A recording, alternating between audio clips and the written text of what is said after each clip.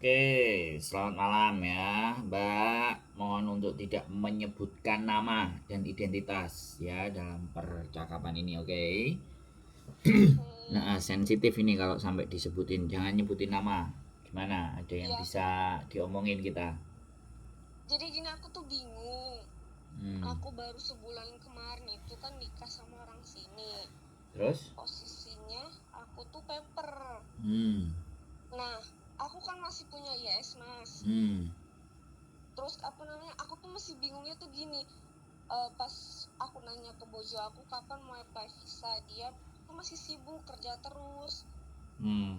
Nah, apa ISS tuh selalu nanya kamu mau apply visa atau enggak. Kalau misalkan enggak apply visa bisa tetap stay punya ISS, sedangkan apa namanya kata dia kalau misalkan kamu mau apply ISS kamu udah nggak punya ISS lagi, udah nggak bisa gitu kan katanya tuh.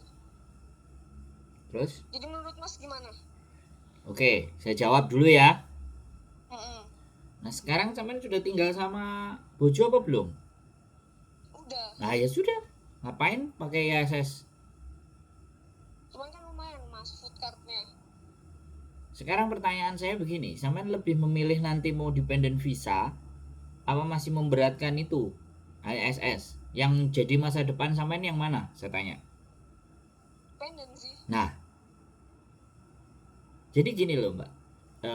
Sudah langkah terbaik sampean bisa menikah. Tapi ini juga tidak semerta-merta sampean bisa dapat dependent visa karena mesti ada perjuangan ya.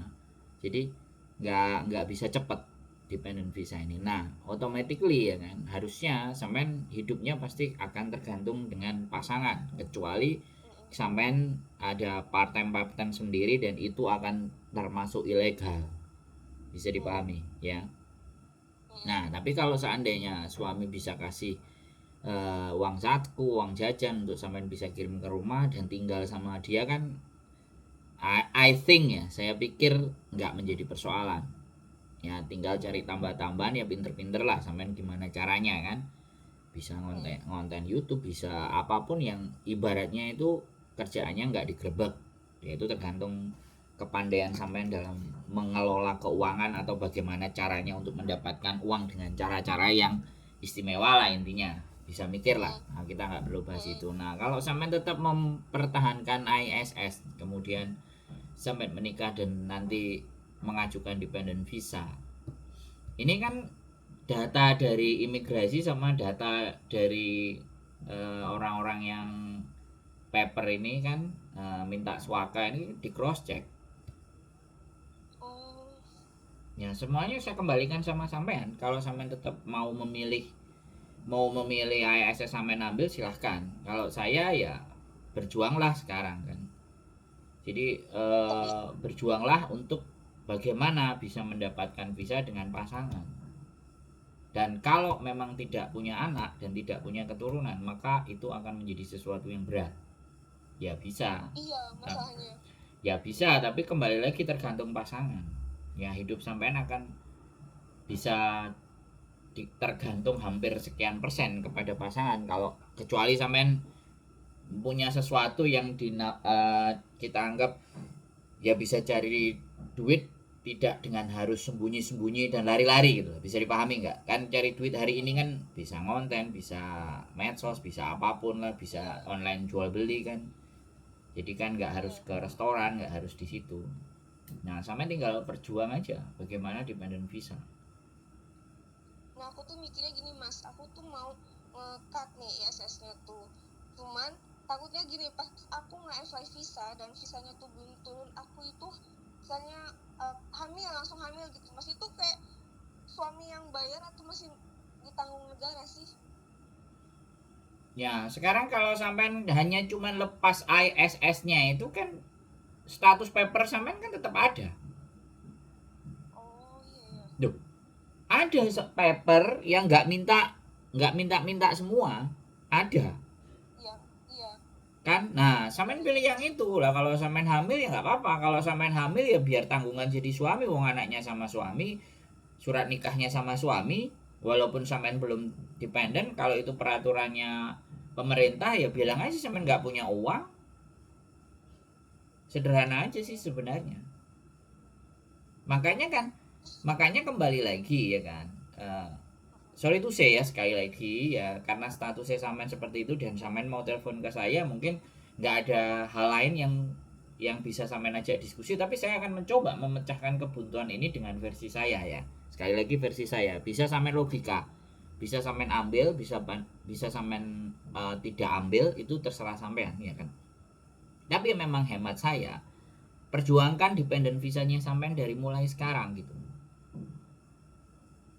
Tetapi akan jauh lebih mudah ya. Ini saya tidak menginginkan ada bagaimana ya, namanya orang hamil itu tidak bisa ya, nggak bisa saya maksa ya, paham nggak? Tapi itu bisa jadi salah satu cara karena sampean ini sudah masuk ke dalam gitu.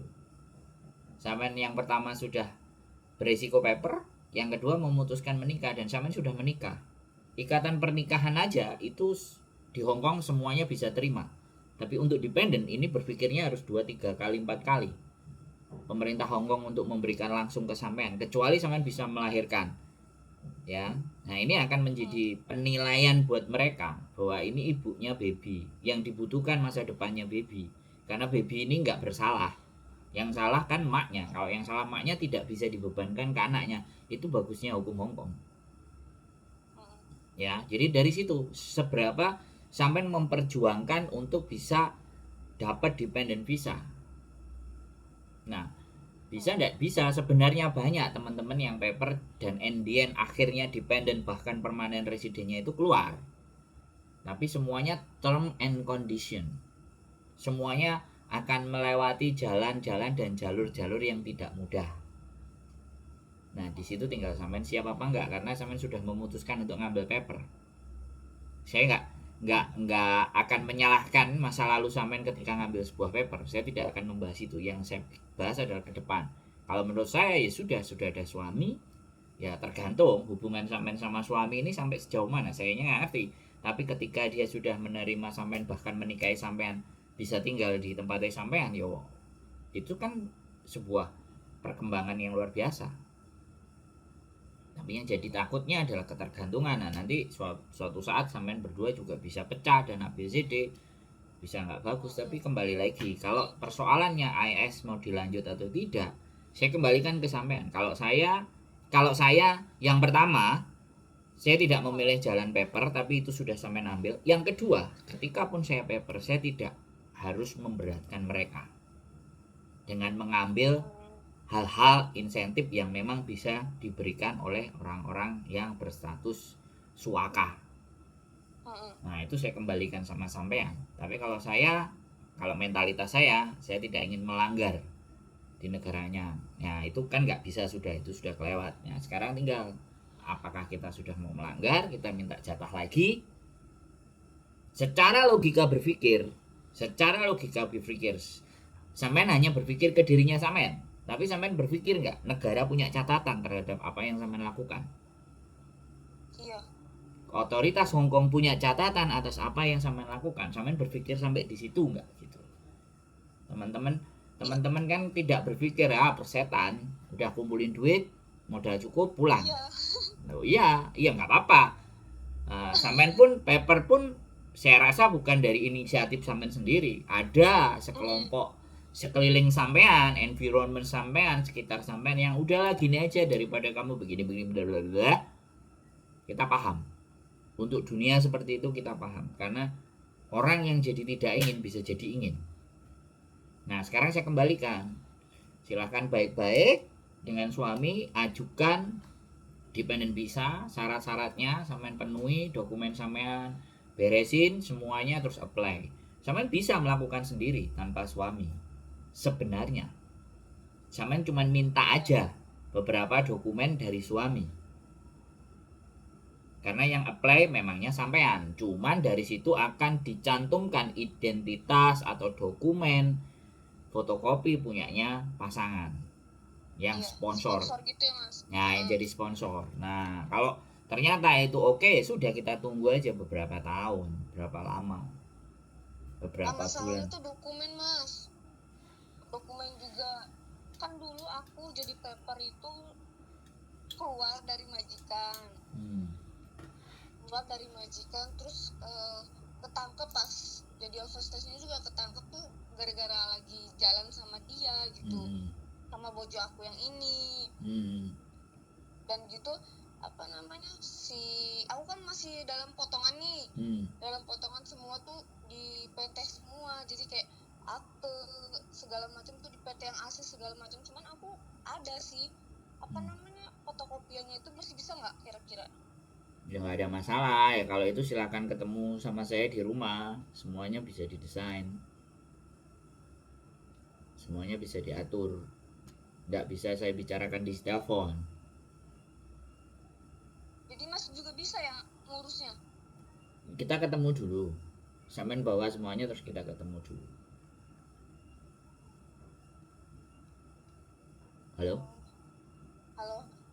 Iya, kita ketemu ngobrol ya, nggak bisa di by phone ya, biar saya juga tahu gitu loh, siapa yang ngurusin ini kan sampean gitu loh, bisa dipahami nggak?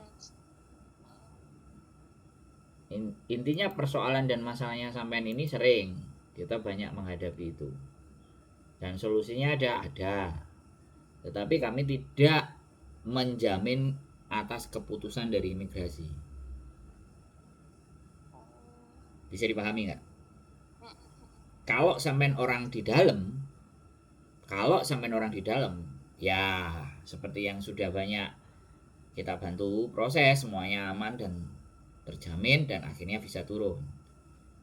Tapi kalau lama nggak, Mas? apa? Lama nggak? Berapa kira-kira? Ya normally kalau yang normal ya, yang di dalam majikan ya masih dokumennya aman itu normally 2 bulan, 1,5 bulan tergantung sponsornya dokumennya komplit, sponsor dokumen komplit aman. Tapi kalau untuk yang sampean ini tidak bisa saya memastikan 1 bulan, 2 bulan, 3 bulan, 4 bulan, tapi ongoing proses saja. Dan nanti bagaimana progresnya dari imigrasi juga akan bisa dilihat. Jadi memastikan untuk visa turun, dependent visa di approve, itu mereka banyak pertimbangan, Mbak, karena sampean sudah melanggar hukum, melanggar keadministrasian, hukum administrasi, bukan pidana tapi administrasi. Jadi kesalahan sampean itu kesalahan administratif. Ya, jadi seperti itu ya, makanya kan kembali lagi dependent visa seperti apa. Tapi banyak teman-teman dari case kayak sampean ini yang akhirnya visanya juga turun, tapi ada term and kondisi. Nah, term and kondisi itulah yang harus didiskusikan, harus kita omongkan ke sampean, ya kan. Suaminya support, sampean ada keturunan, ya kan, sampean sudah punya anak misalnya, itu bisa membantu. Tapi kalau misalkan kita nih, kan aku rencana tuh emang kayak pengen nge-apply visa dulu nih Mas, nggak mau punya anak gitu. Tapi imigrasi kayak nge-approve nggak ya? Saya nggak bisa jawab itu sudah bukan ranah saya menjawab, tapi ya tetap di-apply aja, nggak ada masalah. Tapi Mas kayak pernah ngurus anak nggak yang kasarnya belum hamil, belum punya anak, paper sama nikah, tapi apply visa di approve? Setahu saya nggak ada. Adapun 7 tahun 8 tahun, adapun itu segitu. Kalau ada anak yang setahun ya, karena dia melahirkan 2, itu kemarin terakhir ketemu sama saya di imigrasi, dia sudah suruh bikin paspor karena paspornya mati, tapi anaknya 2. Yang dekat rumah saya juga anaknya 2, hampir 8 tahun, dan baru approve tahun ini 2024 dependent visanya. Oh, lama juga. Ya, jadi kalau sampean ngerasa bisa terus kemudian ada pengacara, ya siap-siap sampean keluarin duit sih nggak karu-karuan. Ada Mas, teman aku katanya dia nyewa pengacara 10.000. Terus bisa? Ya bisa di approve. Silahkan, kalau saya nggak percaya. Saya nggak percaya. Tapi sampean percaya silahkan. Saya nggak. Pengacara yang saya Gimana sih mas? percaya, pengacara yang saya kenal aja dan kantornya saya pernah tahu dan dia banyak menyelesaikan itu 30.000. 30.000. Ya, Bukan. loh, ya nggak masalah ya. Sekarang sekali lagi ya, buat dependen berapa puluh ribu pun ya ditelateni. Tapi persoalannya bukan di Iya. pengacaranya, persoalannya itu kitanya berdua. Pengacara terima duit aja, dituntut bolak-balik, ini gimana visaku, ini gimana, dia bilang enggak, and the end nggak kelar-kelar kan nggak ada masalah. Kalau sampean ada yang bilang temennya sampean approve, saya nggak percaya. Walaupun dia benar-benar punya dependen, saya tetap nggak percaya. Nggak semudah itu imigrasi. Kalau tidak ada term and condition, nah ini, sampean term and conditionnya kan nggak tahu. Tahu-tahu aku udah dependen, bilangnya gitu. Iya. Terus Kemarin sih tinggal ngambil KTP dia. Nah, terus KTP-nya. Nah, term and condition-nya ini loh yang sampean harus paham. Nggak cuman bisa-bisa aja suaminya bagaimana, bisnismen, menjamin atau apa, sampai sejauh mana suaminya memperjuangkan dia, itu juga pertanyaan. Sponsor itu ambil bagian. Kalau cuman usaha sama pengacaranya aja, ya pengacaranya mungkin ngobrol kan sama si pasangannya. Nah, pasangannya ini gimana, ya kan, bayar pajak, bayar ini, bayar itu, bayar semuanya. Jadi belum tentu semuanya bisa selesai, dan apalagi cuma 10.000 ya. Karena di kalangannya sampean, mohon dimaafkan ya, di kalangannya sampean, kompor mengompori, tinggi meninggiin, itu sudah Iya. sesuatu yang lumrah. Ya saya nggak kaget sih, ya kan. Jadi orang-orang itu pada show of force bahwa ini loh aku bisa, ini loh aku mampu. Kan kita nggak tahu. KTP bayar 1.000 2.000 aja udah bisa bikin KTP palsu. Iya. Itu sudah banyak beredar, Mbak. Itu sudah bukan rahasia, ya kan. Kita nggak tahu pengacaranya ada di mana. Kalau dia baik hati, ya pasti dikasih tahu pengacaranya. Lah kalau sampean dikasih tahu pengacaranya, bisa juga pengacaranya abal-abal, dikong kali kong, and the end sampean kehilangan 10.000, mereka bisa bagi-bagi 1.000 2.000. Bisa nggak? Iya. Bisa nggak seperti itu? Iya bisa jadi. Nah. Soalnya banyak banget sekarang penipu mas. Nah kalau sampean ngomong sama saya, muka saya di YouTube, orang banyak, alamat saya kasih. Ini pertaruhan serius, Mbak. Ya, sampean, teman sampean bilang kayak gitu, sampean nggak tahu teman sampean di mana, tinggalnya di mana, ya kan. Jadi orang makan orang, teman makan teman, itu di Hong Kong sudah biasa. Sudah awam, iya benar. Semua orang banyak begitu, saking biasanya, ya kan. Jadi kadang-kadang omongan mana yang dipercaya dan tidak, ini tidak bisa dibedakan. Orang yang benar sama enggak ini bisa dibedakan. Tapi satu kuncinya, kalau orang ini sudah ada nongol di mana-mana, kok mukanya ini terus, nah itu pastikan, ya kan. Otomatis kalau dia mau bohong, mukanya nongol ada di mana-mana, coba gimana? Nyiduknya kan gampang, bener gak? Iya. Nah tapi teman sampean apakah beredar? Orang yang kadang beredar aja juga nipu arisan juga ada. Ya beredar, lari ke Australia, lari kemana gitu kan. Padahal ya orangnya ada di Hongkong aja. Nah mas, mau nanya lagi, itu Boleh. kan kalau misalnya persyaratannya ada foto kayak segala macam ya? Ya, jadi kalau dependen itu, kalau sampean ya, kita bicara sampean ya. Kalau kita bicara sampean itu semua standar. Kalau yang menikah KTP, KK, akte. Kalau sampean sudah pernah menikah ya surat cerai. Kalau sampean nggak pernah menikah ya surat izin dari orang tua. Itu. Jadi itu habis itu asli, semua nama sama, kemudian ditranslate dalam bahasa Inggris. Wis, syarat sampean cuma itu.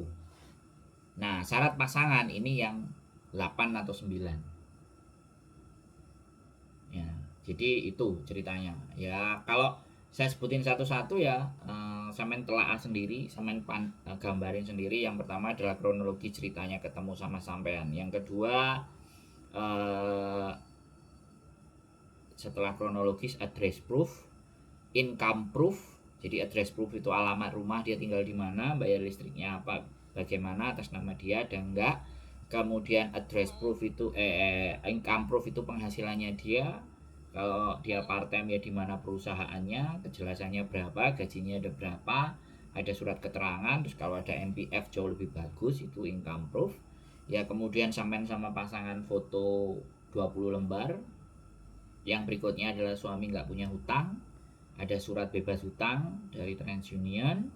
Kemudian saya rasa 6 itu sih ya, wis 6, cuman kadang-kadang ada perpanjangan, kadang sampai 8, kadang 9 persyaratan tambahan. Dan bisa jadi kemarin yang terakhir sama saya anak paper itu ada persyaratan tambahan, ijazah lah apalah macam-macam.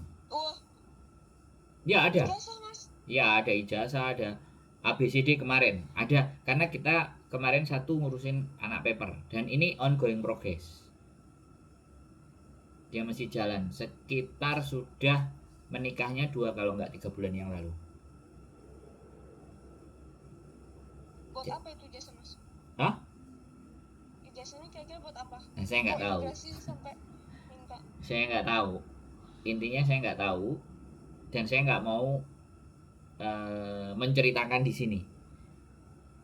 Tapi saya ada nomornya, istri saya juga ada nomornya. Dia bercerita tentang proses apply visa dependennya dia. Suaminya koki, chef.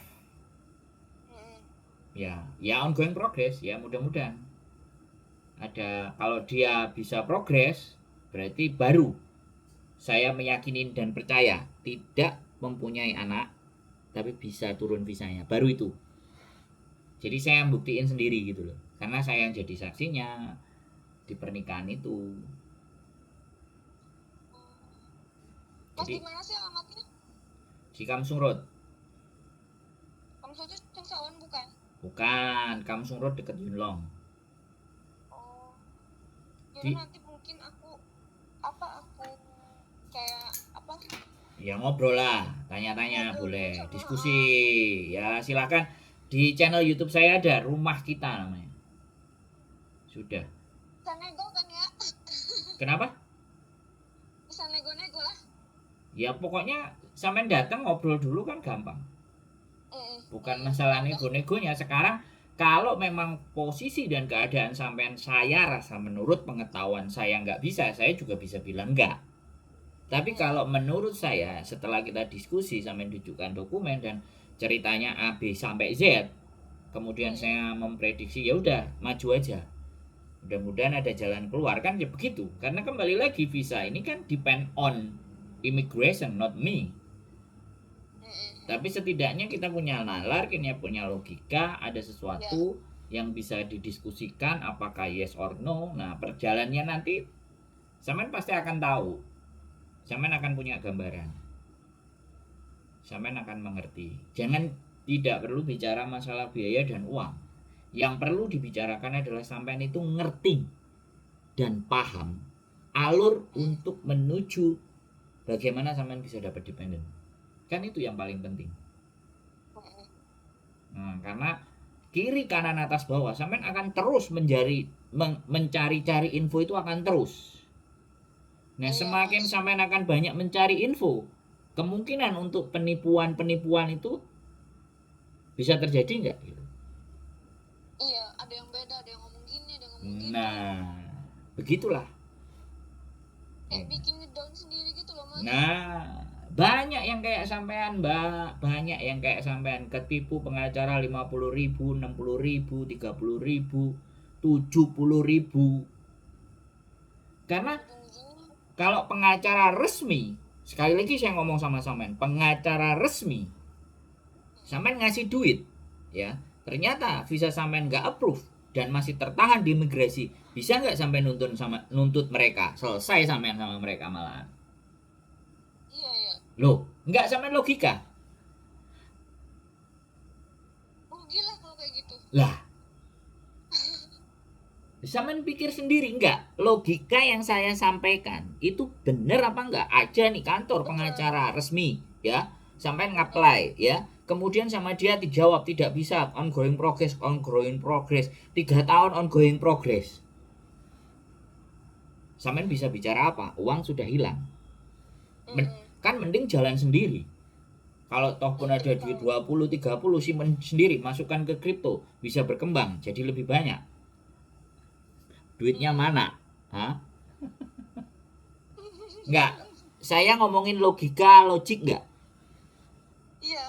Iya ngerti Mas. Nah, iya. Berapa teman-teman yang paper hanya pingin mendapatkan dependent visa, terus dibilang pengacara A, pengacara B, pengacara D, pengacara Z. Alah, tai kucing. Kalau nggak suaminya yang berjuang, sebenarnya nggak usah pengacara juga bisa. Cuman kadang-kadang teman-teman ini males, atau pasangannya mau riwariwi ngurusin. Ya sibuk. Ya, yo, buat saya oke sibuk. Berarti sampean yang harus pinter dong. Iya sih. Iya, pasangannya yang harus pinter dong, kan. Mau dapat dependent, masa level pengetahuannya nggak nambah? Loh, serius, saya banyak ngomong ke teman-teman bahwa orang yang memang dipantaskan itu menurut saya ya nggak semua orang. Tapi ketika seseorang punya intelektual yang setidaknya levelnya naik, makanya pergaulannya itu dirubah, Mbak. Di change, diganti. Bergaulnya dengan siapa itu diganti. Ya kan? Teman-teman ini hidupnya begini-begini aja ya karena yang digauli. Ya, Mas. Hah? Mempengaruhi. Loh, ya sampean pikir sendiri lah omongan saya. Saya ngonten, saya tuh nggak kurang dari 6.000 manusia udah pernah telepon ke saya. Saya nggak bicara saya expert, saya nggak bicara ahli. 6.000 mbak orang nelpon. Nah di konten saya kan. Iya, aku juga banyak lihat kanalnya, makanya beraniin nelpon lah. Nah, iya, sampean lihat. Dan orang itu punya pengetahuan, punya wawasan, kan bisa ditonton kan, bisa diresapi kan. Benar gak? Benar. Orang ngomong itu kan bisa, ini, oh ini, oh ini, oh ini. Kan kita punya feeling toh mbak. Kecuali feeling kita udah kebencian, nah ini beda urusan. Kalau feelingnya udah benci, udah gak seneng, udah muak, kacamatanya udah hitam, di depan merah, hijau, kuning, semuanya akan kelihatan hitam. Karena yang masalah kacamatanya, bukan yang dilihat kan. Bener gak saya ngomong? Iya, benar. Nah, makanya open minded, lihat situasi, keadaan, siapa yang ngomong, apa isi pembicaraannya. Resapi, masuk akal. Oke, gas. Perlu nih saya ngobrol sama orang ini, penting ini untuk bicara dengan orang ini. Nah, saya nggak menunjukkan saya orang baik ataupun tidak, saya juga banyak nggak baiknya ya kan, menurut saya ya kan. Tapi setidaknya ketika sampai ngelihat konten-konten itu kan bisa dinilai orang ini kayak apa. Integritas, wah itu keren mbak kalau ngomong kayak gitu. Dan yang saya persoalkan ini bukan persoalan uang. Bagi saya uang itu bisa datang. Yang saya persoalkan adalah sampean memahami nggak duduk persoalan diri sampean. Sampean memahami nggak posisi sampean, dan sampean mau menuju satu tujuan, ya kan? Bisa paham nggak dengan tujuan itu? Nah itu kan jalan menuju tujuan itu kadang-kadang kita masih bingung. Iya. Ya masih tengok kiri, tengok kanan. Masih tanya-tanya sana sini. Nah, nggak tahu yang ditanya bener apa enggak, iya. Yang ditanya nggak bener masuk jurang itu nanti. Jadi ujung-ujung kita sendiri ngedown. Nah kalau sampean sudah tanya sama saya, apakah saya menjatuhkan? Enggak, jadi kayak lega, oh iya ya benar ya. Apa keputusan yang aku ambil ya harus kayak gitu Nah. Mas. Makasih loh Mas. Nanti ya kalau misalnya misalkan sama bojo aku deh, aku kesana nanti misalkan kalau ada waktu bojo aku sekalian tanya-tanya. Nggak usah sama bojo, kalau cuma nanya-nanya buat pengetahuan, dia kan sibuk. Ngomong aja sama dia, aku mau cari tahu, mau cari info, ya gitu aja. Jadi namanya ngobrol nggak ada masalah, kecuali ya dia jealous atau apa, tapi ya Oh sebisa dia itu mungkin. jelasan mas orangnya, Kenapa? dia tuh orangnya jelasan, aku kemana-mana tuh harus ditanya di mana di mana di mana. Ya Dan kayak udah, kadang-kadang tunjukin channel YouTube aja biar dia bisa